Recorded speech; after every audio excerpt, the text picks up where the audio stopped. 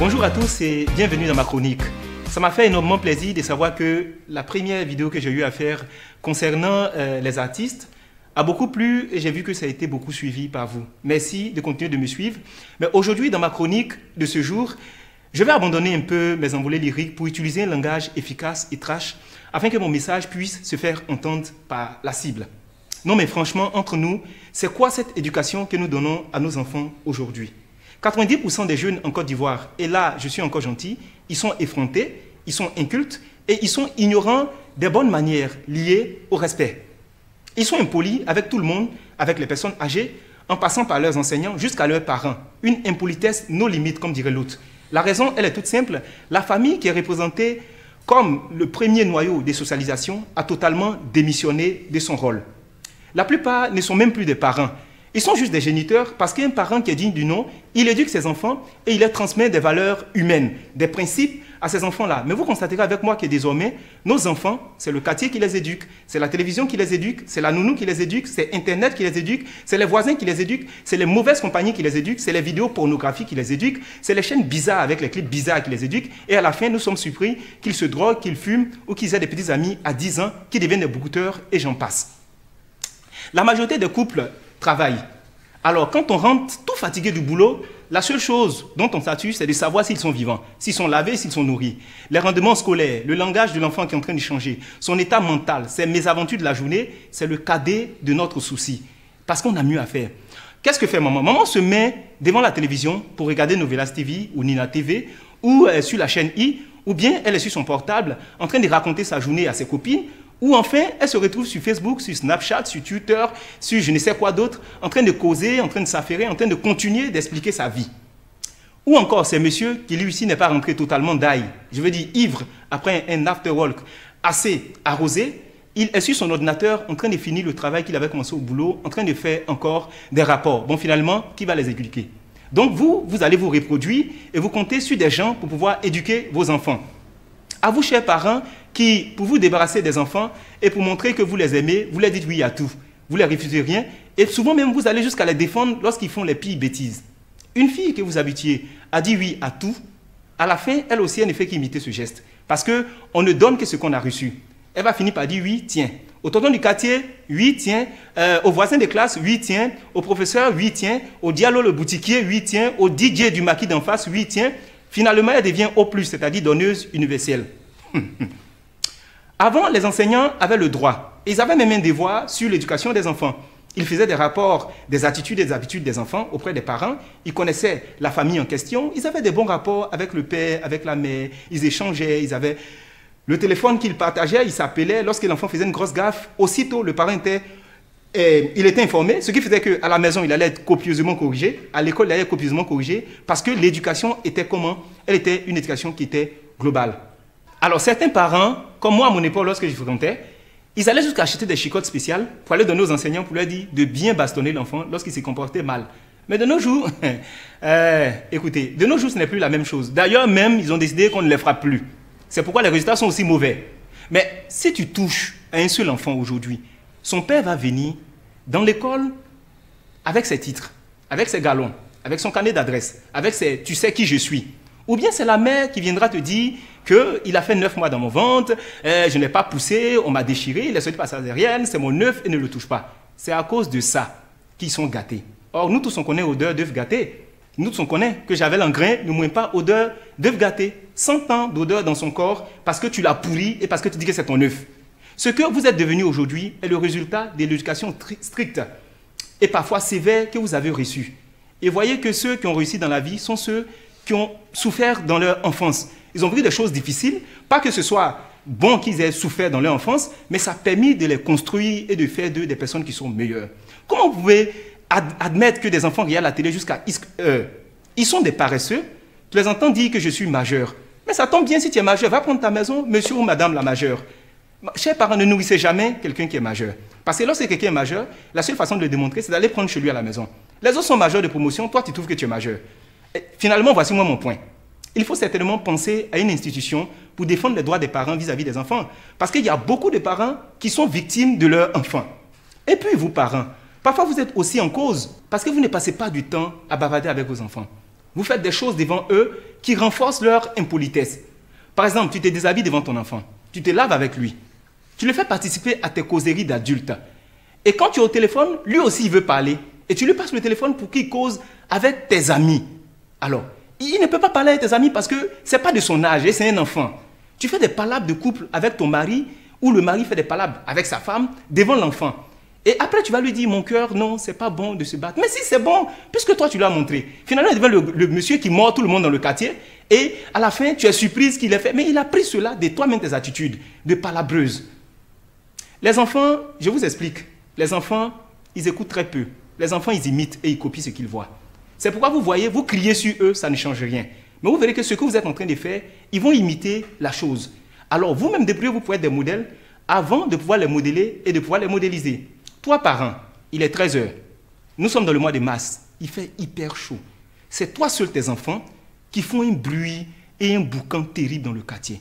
D'abord, toi, tu sais que tes enfants, ils ne sont pas beaux à voir.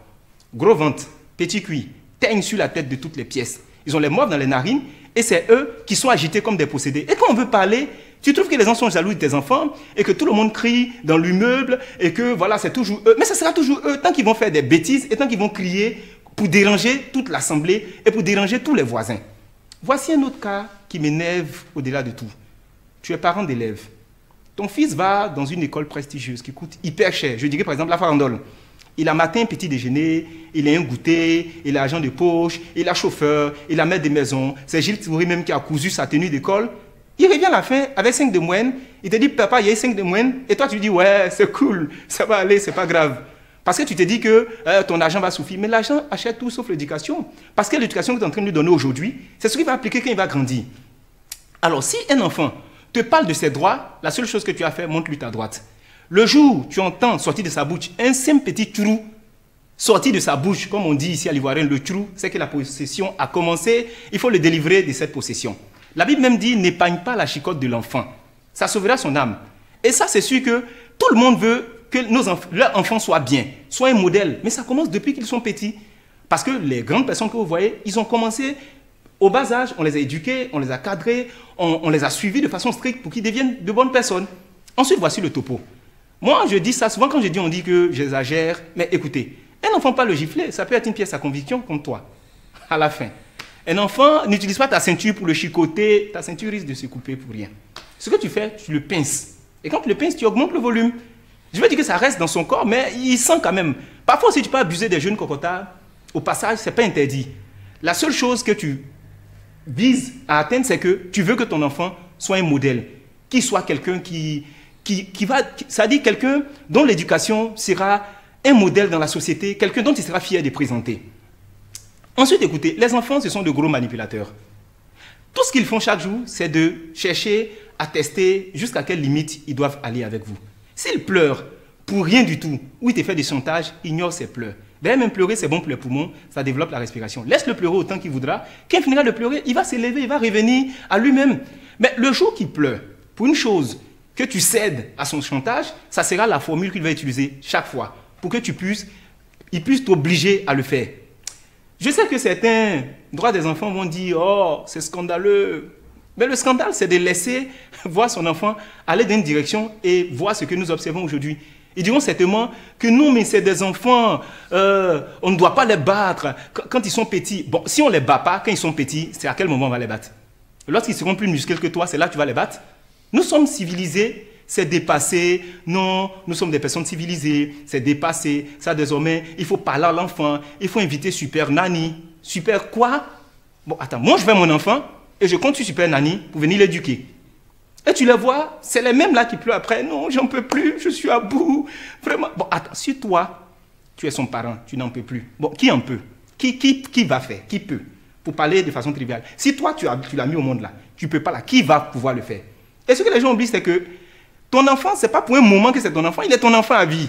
Tu ne pourras pas t'en débarrasser. Seule la mort va vous séparer. C'est comme un mariage. C'est comme un lien. Le mariage, même encore, on peut divorcer. Mais un enfant, on ne peut pas le changer. J'entends déjà des gens dire « Oh, mais c'est un baba. Oui, oh, mais qu'est-ce qu'il fait ?» Écoutez, tant qu'il sera mon enfant, comme l'a dit le ministre Kandia, ma riposte sera toujours sauvage et illimitée. N'en déplaise à ceux qui me traitent de sauvage. Tu les vois toujours dans des attitudes, souvent on ne les comprend pas, toujours c'est dab, dab, dab, dab. télé-réalité, Kim Kardashian, qui est dans les têtes, boisson, sexe, c'est toujours eux qui kiffent. On ne sait même pas qu'est-ce qu'ils kiffent. Et puis, ils ont ces langages bizarres, on ne sait pas où ils les apprennent. Oh non, je te kiffe trop. Oh, c'est lol.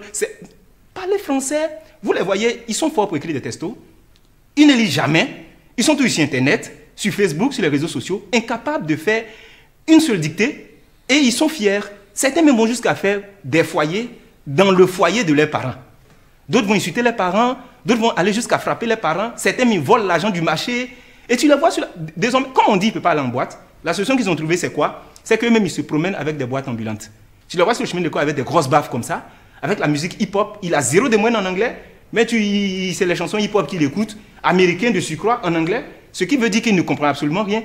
Et après, à la fin, qu'est-ce qu'on fait? On accuse Arafat, le Yorobo, Sao Tao, Gagamou, La Pache, le 2 fois Koraman, Influamento, Ave César.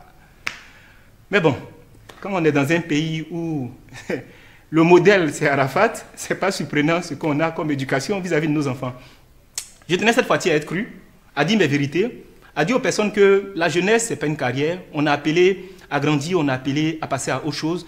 Et chers parents, ne démissionnez pas.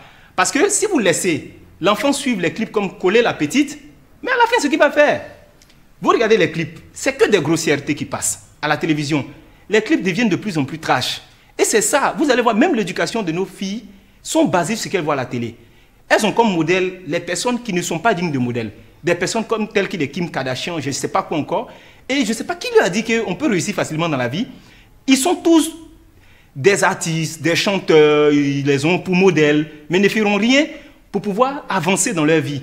Et on les observe, tu les vois grand détail. 1m90, il n'a que 15 ans. Tu as l'impression qu'il peut frapper tout le monde dans la maison. Mais il n'a rien dans sa tête, c'est un désert dans sa tête. Il n'a reçu aucune éducation. Tout ce qu'il demande, on lui dit oui. Souvent, même comme sanction, on lui dit tu n'auras pas de petit déjeuner aujourd'hui. Mais c'est pas une sanction, ça. Bon, ben, je pense que j'ai tellement à dire sur ces enfants que bon, ma chronique va s'arrêter là, même si j'ai encore tant de choses à dire. Quant à vous, enfants, nous étions tous enfants. On pensait qu'on allait rester enfants pendant longtemps. Et aujourd'hui, nous sommes parents. Nous nous rendons compte que ce qu'ils nous ont dit par le passé, c'est des choses qui nous arrivent. Vous n'êtes pas obligés de répéter les mêmes erreurs que les autres. Prenez conscience que votre vie vaut de la peine. Mettez-vous au travail, soyez courageux, soyez des hommes. Soyez ceux sur qui la Côte d'Ivoire compte demain. Soyez des personnes qui sont responsables. C'était la chronique du juge Crépin Gondo. Merci de m'avoir suivi. Et j'attends vos réactions. Merci à vous. Je sais que je vais me faire détester par les enfants. Ils vont dire, les jeunes vont dire, oh, mais c'est nul ce qu'il a dit, mais je m'en fiche. C'est mon travail de journaliste et je dis la vérité. Si vous continuez de suivre la télévision, vous allez rester toujours dans une rêverie qui ne vous fera pas avancer. Merci à vous. C'était la chronique.